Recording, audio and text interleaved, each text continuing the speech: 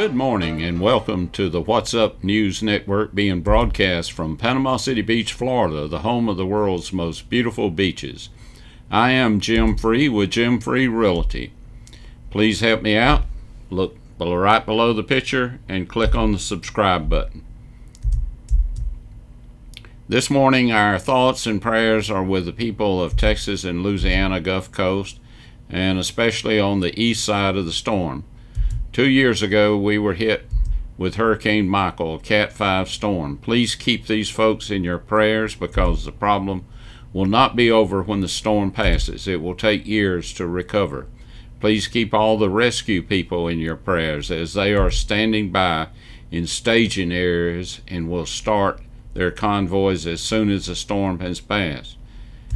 They will be there for months. This morning, on our condo report, we had 3 reports come in. There were 3 new listings, and we had 1 price increase. We have, on the active condo market, we have 519 units. 282 of those are Gulf front units, and this is the lowest inventory that we've had in 16 years. Yesterday it was even lower. It was 280. Today it's back up to 282. On the 5 bedrooms, we have 1 unit that's available. On the 4 bedrooms, we have 7 units. 6 of those are Gulf front units. On the 3 bedrooms, we have 158 units, 55 of which are Gulf front units. On the 2 bedrooms, we have 176 units available. 130 of those are Gulf front units. 1 bedroom, we have 162 units. 77 are Gulf front. Studio units, we have 15 that are available, and 14 of those are Gulf front units. Condo units sold in the past 30 days, we had 191 units sold. 105 of those were Gulf front. 5 bedrooms, we had no sales. 4 bedrooms, we had 3 sales, and all 3 were Gulf front. 3 bedrooms, we had 40 sales, and 20 were Gulf front. The 2 bedrooms, we had 86 sales, 49 of which were Gulf front units. On the 1 bedrooms, we had 56 sold, with 29 of those being Gulf front units. And then the studio, we had 6 sold, with 4 of those being Gulf front units.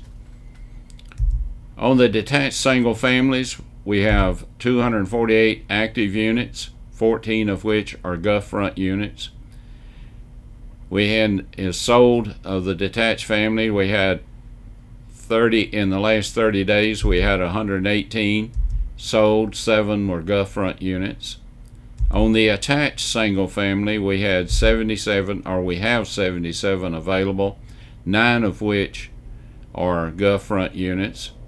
We sold in the past 30 days 41 of these units, with 1 of them being a Gulf front unit. COVID-19. First, let's look at the Florida data. Total cases, 608,722. Total deaths, and this is statewide, 10,733. Hospitalizations, 37,404. Cases by gender: males 293,848, females 310,626.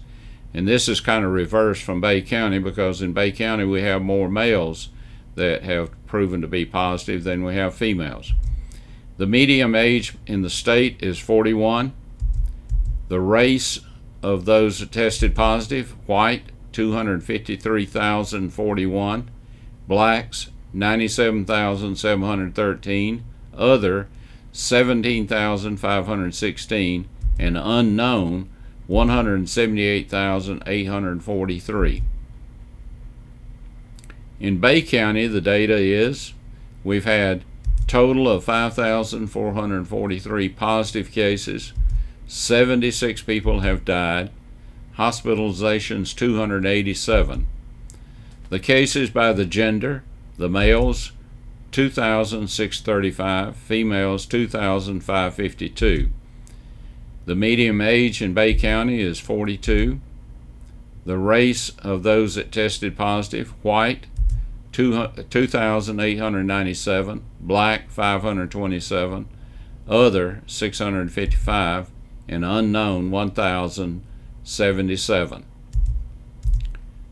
Locally, David Emery recently died from coronavirus, but he left us all a message, and we'd like to play that message for you now. A local family is now mourning the loss of a loved one who passed away from COVID-19. But the message he left behind on his cell phone will last a lifetime. News 13's Madeline Bierster tells us about David Emery and his final wish. And I hope I can save one life by telling y'all this.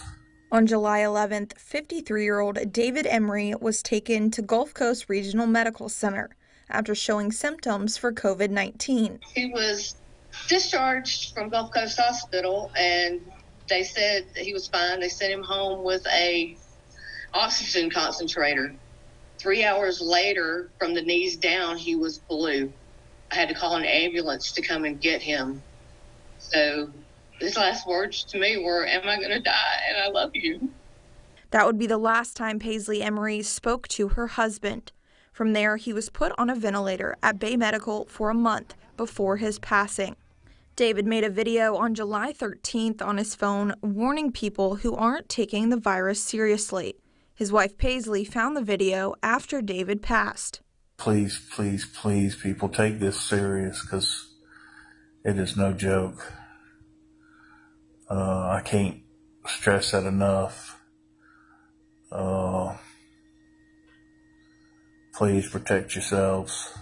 I hope that it will help somebody to protect themselves and not end up in the situation that my family has.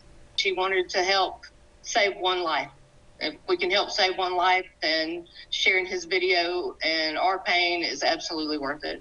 In Bay County, Madeline Bierster, News 13, Panhandle Strong. From the National Association of Realtors, new home sales surged 13.9%, far more than thought. The increase in July follows strong numbers in May and June, but while experts predicted another increase, the level of that increase surpassed most expectations.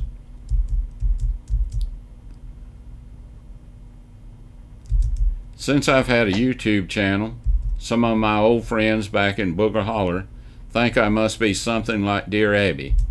I get emails from them asking crazy questions, like the one I recently got from Billy Jack Burkhalter. Dear Jim, I woke up the other night and Bobby Sue was sitting up in bed, and she had a bright glow around her face, and she looked like an angel. What do you think this means? Well, I wrote Billy Jack back. Dear Billy Jack, I know your wife, and she is no angel. You fool, she was reading your cell phone messages. I was born in Lindale, Georgia, just in the outskirts of Booger Holler. And you know how everybody always talks about how pretty babies are. But I must not have been one of those pretty babies, because my mom bathed me in industrial strength oil of Olay for years. When I was 15, we moved to the Cave Spring Road area, and I attended Cave Spring High School, which is on the west side of Booger Holler. It was a small school, and there were only 18 in my graduation class. And I was still not pretty, but a couple of the girls thought I was ruggedly handsome, with emphasis on ruggedly. I had always wanted to be pretty, so when it came time to elect superlatives, I decided I would like to be voted the best looking of my class.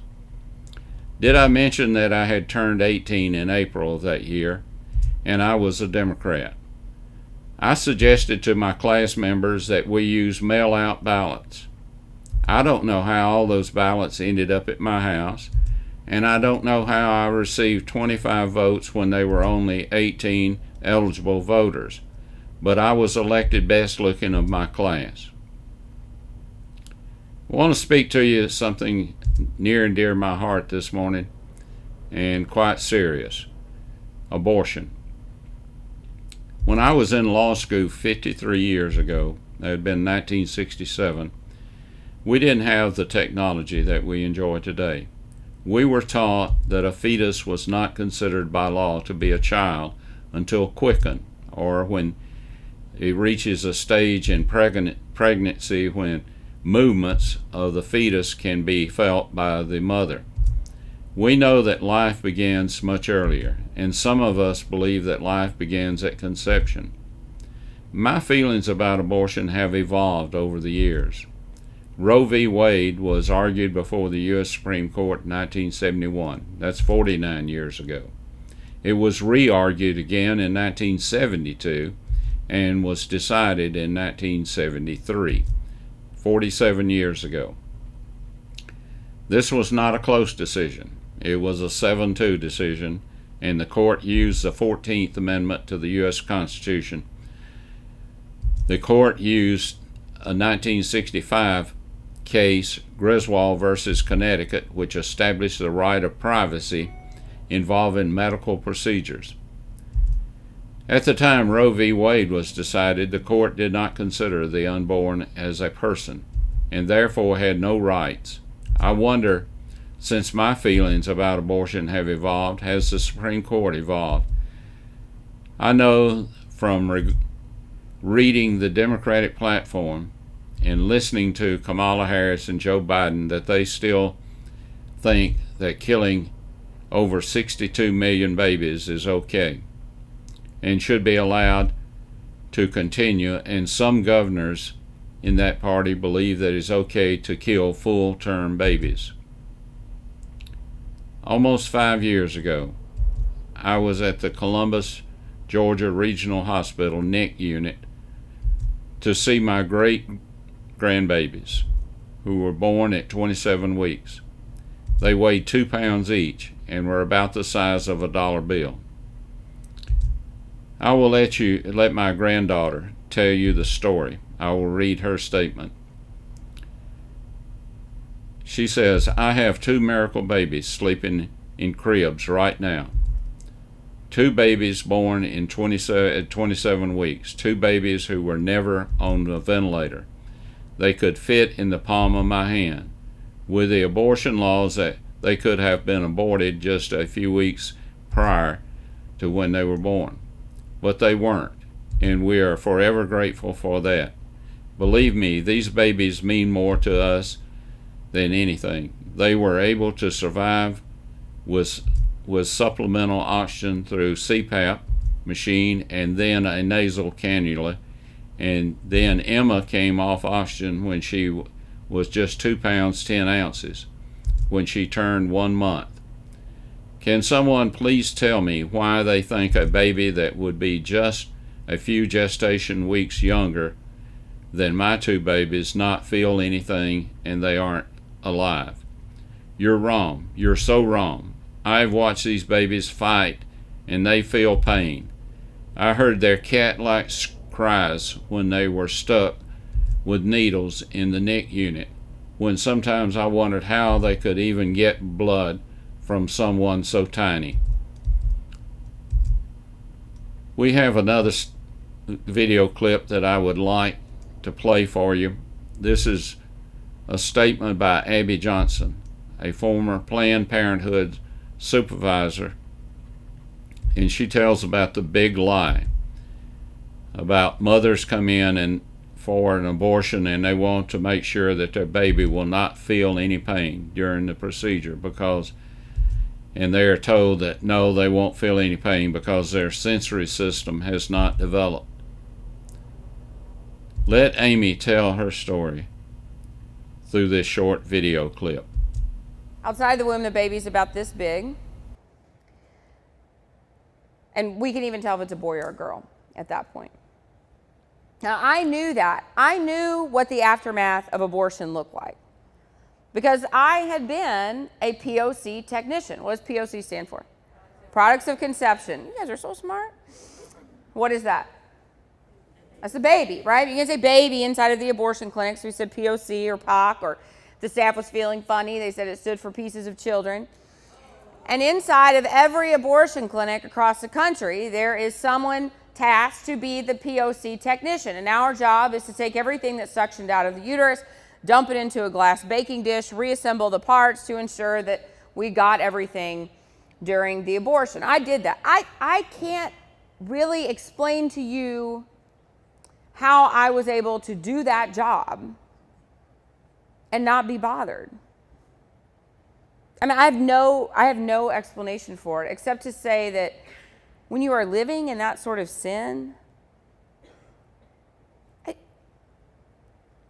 when you are experiencing that sort of evil, see, the evil of abortion, it's actually very tangible. See, I could see that evil when I piece those parts back together, right? I could feel it when I would manipulate the parts of those babies. Abortion has a very distinct smell. I could smell it. And when evil that real infiltrates your heart and your head, the only thing I can say is that it can literally blind you to the truth that's right in front of you. And so I was standing there looking at the ultrasound and feeling a little nervous because I didn't know what I was going to see, but I knew one thing was for sure, and that was that this baby, this fetus, whatever, was not going to feel anything. Now, how did I know that? Because Planned Parenthood sent me a memo about it. And the memo was entitled Answers to Tough Questions. The most frequently asked question I got from women seeking an abortion was, will my baby feel this? And Planned Parenthood knew that we had to have a very clever answer. And our answer was no, the fetus has no sensory development or does not feel anything for 28 weeks. Now, do you believe that? No. Well, I did. I knew better. I knew it was a lie. I mean, I had to believe the lie because the truth was really inconvenient for me. You know why 28 weeks? Because Planned Parenthood doesn't do abortions past 28 weeks. They just picked a number that would be financially smart for them. And so I was standing there, I was reminding myself, I was reciting the scripted answer over and over again in my head, and I watched as the cannula, the suction tube, the suction wasn't turned on yet, I watched it go into the woman's uterus, and I watched it go right up next to the side of this little boy, and as it touched his side, he jumped. And he began flailing his arms and legs as if he was trying to move away from the abortion instrument, but there was nowhere for him to go. And the doctor asked the technician to turn on the suction machine, and he said, "Beam me up, Scotty." And the suction was turned on, and I guess people think that what I saw next was the worst part, and it was bad. What I saw next was bad. I saw pieces of this child being suctioned into the tube one at a time. And you know how on an x-ray, bones are white? You know, like cartilage is white on an x-ray? Well, the very last thing I saw on that ultrasound screen was this little white, perfectly formed backbone. And I saw it twirling around inside the mother's womb, and then it finally went into the tube, and the screen was just black. And I knew that the abortion was complete. Abortion is the only procedure I can think of where its success is determined by taking the life of another person. It is time for us to speak up and stand up for this country. It's time that we stood up and speak up for the unborns that are being murdered in our country. Until we meet again, may God bless you and this great nation that we live in.